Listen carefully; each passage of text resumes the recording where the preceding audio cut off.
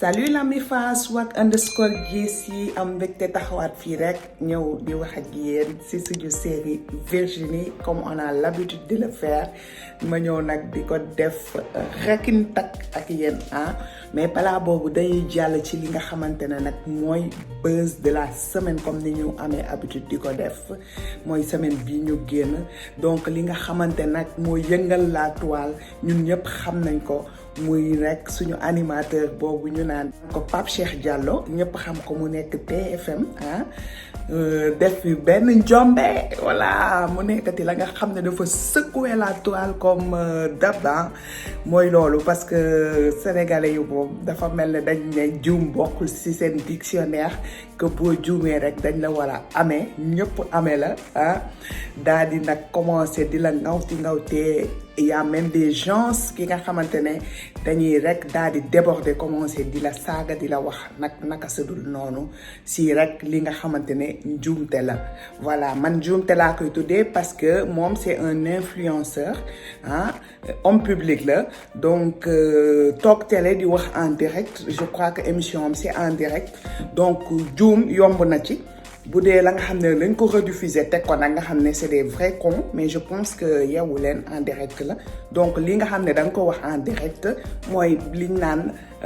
wax bal la bul xasee ba génn mënul dellu ginnaaw donc li mu wax mooy que ne dafa rek daal di jël ñun waan ñi daal di ne nag tëkkale ak golo daal di sax ne animateur boobu na jël golo teg ko ci wetam def jegalante image yi pour ñu mën a xool moom ci jëmu boppam ni mu nuroo ak golo voilà wax jooju nag indi polémique bu rëy encore sur la toile la dafa mel ne nag sénégalais yi instant yi dañoo rek toog ci kanamu écran yi di xaar ku fëte rek ba ñu dal sa kaw donc loolu indi riir indi ay wax ya nga xam ne ay na sax ña nga xamante ne dañ lay saaga comme ni ma ko waxee di la wax ya nga xamante ne waruñu ko wax te nit nag war ngaa mën a am esprit de dépassement wala nga comprendre ne tamit juum ak ki nga xamante ne mooy toog ci écran di wax ñoo ànd nga koy mën a rek jàppee ne dafa juum nga baal ko wala rek nga tourner la page jàll ci leneen ci ñun ñi nga xamante ne waa swag underscore family ñun dañ koy jàppee rek ne dafa juum ñu tourner la page dem ci leneen li nga xamante ne nag moom mooy li ñu naan suñu astuce truc et astuce tey nag dama leen di proposer lii nga xamante ne bugguñu cuuraay par exemple ndax suñu mbokk sénégalais yi des gens comme ku ci mal ne man di taal cuuraay saxaar si di gilli ci kër gi neexuma donc mën nga trouver yeneen façon astuce yi nga xamante ne di nga parfumer sa kër te nag doo fa saxaaral di indi sax sa bopp asthme wala nga am ko asthmatique ci kër gi nga di ko fatt wala di ko sonal ak say saxaar ndax cuuraay moom noo ko defee ala kulli àll dafay saxaar donc bi façon cuuraay la ba nga xamante ne tubaab yi ñoo koy def donc ñu indi leen ko tey muy kii bi di génnee vapeur bi machine bi da ngay def sa ndox yomb na da ngay boo jëndee machine bi da ngay ñëw dajji ko daal di jël rek def sa ndox dafa am kii bi nga xam ne moom ngay mesure yi mooy limité ndox bi nga daal di koy nattee ndox bi sotti ko ci biir boo ko sottee nag am na ay essence yu mu àndal nga xool bi nga xamante ne mooy sa parfum nga jël ko rek daal di toqal temps de toq yi goutte yi nga xamante ne moom lañ la digal nga def ko ci boo paree nga tëj branché daal di bës mu tàkk dafa rafet mën nga ko teg sa salon mën nga ko teg sa néeg dafay def tamit ay lumière multicolore comme ni ngeen ko gisee noonu peut-être ak lumière caméra bi doo ngeen mën a xool bu baax ne dafay def couleur voilà mais su ma ko fayee benn instant peut-être tamit di ngeen gis bu baax voilà tey loolu laa leen indiloon seen astuce voilà léegi nag pour ñu jàll daal di nag jël suñu musique rétro tey dañ leen di nag daal di indil Alioune Mbaye Nder boobu ma naan dafa mer ci guddi gi voilà clip bi moo ngi noonu ngeen wax yéen tamit lan la leen fàttali taw xale lan ngeen doon def jamono jooju si lan la leen fekkoon voilà donc ñoo ngi indi clip yu Alioune Mbaye Nder boobu noonu mu nekk suñu rétro musique moom lañ leen indil tey jii foofu la ñu génn ak yéen donc ci côté astuce ci côté sañse propos sañse dinaa leen tegal sañse boobu ngeen di gis si noonu ci kaw pour wan leen li nga ko mën a kaseel. donc dafa nekk robe ba nga xamante ne dafay tàkk, lépp day tàkk, dafa brillant. donc il faut ma pousse sama caméra comme ça ma mën leen tegal affaire yi côté be. donc robe la bi nga xamante ne dafa tàkk lépp ci kaw ba ci suuf. voilà robe bi ni mu tàkkee ci kaw ba ci suuf noonu. donc il est préférable pour man bu ma ko doon sol tey ma sol ko ak affaire yi nga xam ne lépp dafa transparent, genre jaaro yi nga xamante ne dafa transparent ak dàll yi nga xam ne dafa transparent ak pochette bi nga xam ne dafa transparent. comme ça li may tàkk du bëri te wax fooguma ne mën nga ko boole, waroo ko sax mën a boole ak ay noir wala blanc wala affaire yooyu, ndax bu yàggee ni nga koy sañsee dafay xaw a tilim, mooy maanaam rafetul daal. voilà rafetul si gis-gis. donc dañ leen di proposer ngeen boole ko ak plastique transparent bi si possible, ndax moom mu àndee ak doré bu tàkk-tàkk bi bu dee amoon la nga xam ne ay bijoux yu doré la. et je trouve que c'est excellent, que dafay bëri luy tàkk. donc ngeen mën ko def ak rek bijoux yu transparent yooyu rek foofa toj. voilà léegi nag pour dugg si suñu série Virginie Virginie moom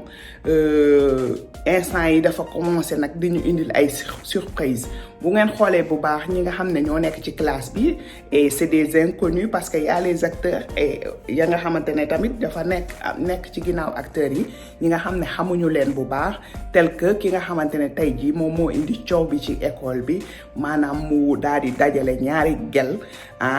daal di am nag ku ko daal di nag defal benn fake dugal ko ci biir page bi nga xamante ne mooy page école bi, publier ko ne dafa am ñaari gel te buy ŋaang mu koy siiwal wax ñan la voilà tax na tey jii ñëpp ñëw di ko laaj ndax moo ko def wala defu ko. mais ni ma gisee attitude am loolu dëgg la. voilà ndax moo ngi menacé moromam yi di leen ne nañu duggali seen yoon nekk et tout ça. voilà donc moom moo def loolu si li ma foog te école dafay am yooyu, dafay am mais léegi loolu sax doon na am bu njëkk ba, mais du doon garaaw comme instant yi nga xamante ne moo ngi koy garaawee. voilà parce que instant yi li tax tey jii buzz di am ni réseaux sociaux yi ñoo tax. réseaux sociaux yi foo mënti dem am na Facebook, Twitter, Snapchat Instagram, YouTube ak yeneen ay Telegram yeneen yi nga xam ne sax kenn du leen citer tellement dañoo bëri ba nit yi dañuy mujjee préférer focaliser wu ci yi nga xam ne xam nañ ko bu yàgg ba. voilà te da ngay gis ne day am ay kii ya nga xam ne sax dafay sax mujjee xew yi yeneen ñëw, parce que balaa Facebook bu ma fàttali ko amoon nañ fi High Five. voilà après ak High Five amoon na fi beneen site encore bi nga xamante ne boobu artistes yi ñoo ko doon gën di utiliser, j'ai oublié le nom. mais chaque fois dañuy créer la nga xamante ne dafay créer benn link entre les gens ba tax na tey jii loo def rek dafay def benn boom lay def. boom boobu moom la ñuy woowee tey buzz, mooy que ne lépp loo mënti def rek dafay siiw. donc loolu moo ko dal moom moomu te ki kay def da koy chanter, li ñuy wax chanter ñu koy wax ne maanaam da koy wax ne defal lii ma def la lii, genre yooyu yéen xam ngeen nu mu fa demee. voilà léegi nag beneen partie bi nga xam ne moo gën a am importance mooy que ne Cathy ak Virginie ak Toch feeñal nañ li nga xamante ne Kiné ak Dieyna moom la ñu commencé woon di def, maanaam di ruube ci biir école bi di rambàcc. voilà léegi nand nañ leen. je crois que léegi bataille bi dootul metteeti noonu ndax ku nekk di nga xam fi nga féetee. te booy gis tey jii encore ñoom Kiné ak Dieyna lu ñu mujj def mooy dem créer ak Maïcha ñu créer ñoom seen gang. instant yi dañu Maïcha dafa pare rek pour xeexkat yi comme ni ngeen ko gisee ndax dafa nekk nit da nga xam ne nitu saytaane la bëggul jàmm donc moom li ko gënaloon mooy Kati nekk de son côté chaque fois ñuy jaay les stars de l'école bu ñu ñëwee di xeex jinni bi nga xam ne defu leen waxu leen ndax dafa am ñi nga xam ne même boo leen deful wax soxlawuñ sax nga def leen ñoom def nga leen defoo leen yépp ñoom dañ lay chercher voilà dañ lay taquiner quoi dañ lay tooñ di la provoquer yow léegi di la démoraliser voilà yooyu dañ ko fi fekk donc dafay am si école yépp ba ci Europe bi ñu nekk nii daf fi am et puis en Europe c'est encore plus grave parce que Sénégal sax par exemple di nga gis ay élèves di tooñ seen moromu élève di ko sonal di ko buntu xataal ci école bi et tout moom lu muy def soit mu daw jàng bañ a ñëw soit mu woo parents am ñu convoqué ñu koy def ñu arrêté et tout mais fii da ngay gis ñu koy def seeni morom ba seen morom boobu day jékki-jékki rek xaru am na fi élèves yi nga xam ne seeni waa classe ñoo leen di sonal di leen def ay affaire di leen tooñ di leen utal ay surnom ñu jékki-jékki dépressé dem ba mujj si sax xaru loolu am na fii ci dëkk bi fii nii donc ba tey sax mënuñ ko fii ni mu fi mettee mënuñ ko sax tollale tëkkale ak bi nga xamante ne moo am Sénégal voilà donc tey jii ñoom Maïcha genre googu dañ leen war a teel a arrêté bu dee dañoo am ci école genre mel noonu parce que dañuy indi ay clan te mën nañ sonal seen morom ndax Kati li mu def c'était très grave mooy que ne dafa yónni ay mag ponkal en plus ñu dem agressé jinni daaneel gi nga ko daaneel mënoon nañ ko ci damm mënoon nañ ko ci gaañ lukki bëtam wala leneen nangu téléphone am jël ay photom di ko publier voilà tey jii am na ña nga xam ne ñu bëri élèves yu bëri dee nañ ci loolu parce que seeni morom dañuy jël seen téléphone fekk ci ay photos yi nga xam ne c'est des photos yi nga xam ne nu lañ defoon par exemple ñoom ñu jël ko publier ko élève boobu de ce fait dafay traumatiser ndax liñ ko defal noonu de ce fait da ngay jékki-jékki benn jour nga dégg ne xaru nag tëb na fenêtre tëb na étage takk na buum genre yooyu loolu bëri na fii ñu koy wax bullisme fii nii ci italien waaw ki kay def ñu tudd bullo nga loolu noonu la tuddoo fii nii ci italien voilà ma nga xam ne mooy nit yi nga xam ne dañ lay def ay tapage donc groupe Maïcha boobu prof yi war nañ leen woo daal di leen nag arrêté et je vois que ne xeex bi commencé gu la ndax Maïcha bu defee langam ak Kiné ak Dieyna donc xeex bi dina gën a salte encore voilà léegi nag li may mujjee mooy Kati kenn mënu ko mesurer au fait voilà li may wax rek yaay jinne dafa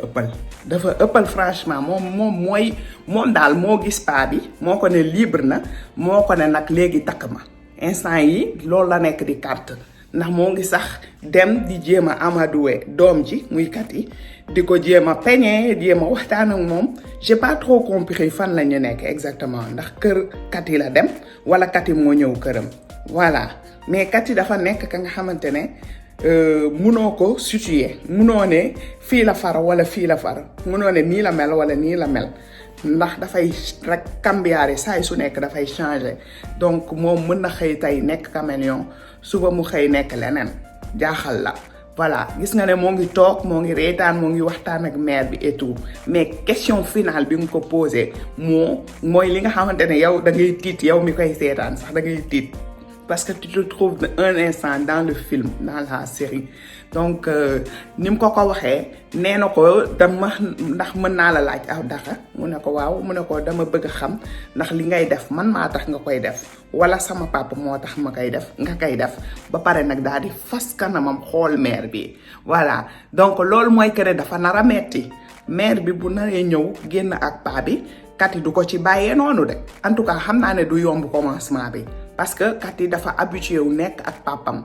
voilà donc am na benn jalousie bi nga xam ne moo ngi ci moom du bëgg a gis papam am beneen jigéen ndax day yaakaar ne jigéen boobu day yàq relation am ak papam donc tey loolu laa leen indiloon j'espère que am ngeen lu ngeen ci jàng ma leen ne nag jeu bi encore une fois continuer leen léegi mu jeex donc di leen ne commentaire leen wax leen li ngeen xam ne moom ngeen ci xalaat temps yi moom dafa mel ne nag da ngeen bëgg a mel ne waa Team Karma ci commentaire ak ci ay j'aime voilà donc maa ngi leen di remercier di leen ne nag bisous à la prochaine bye bye.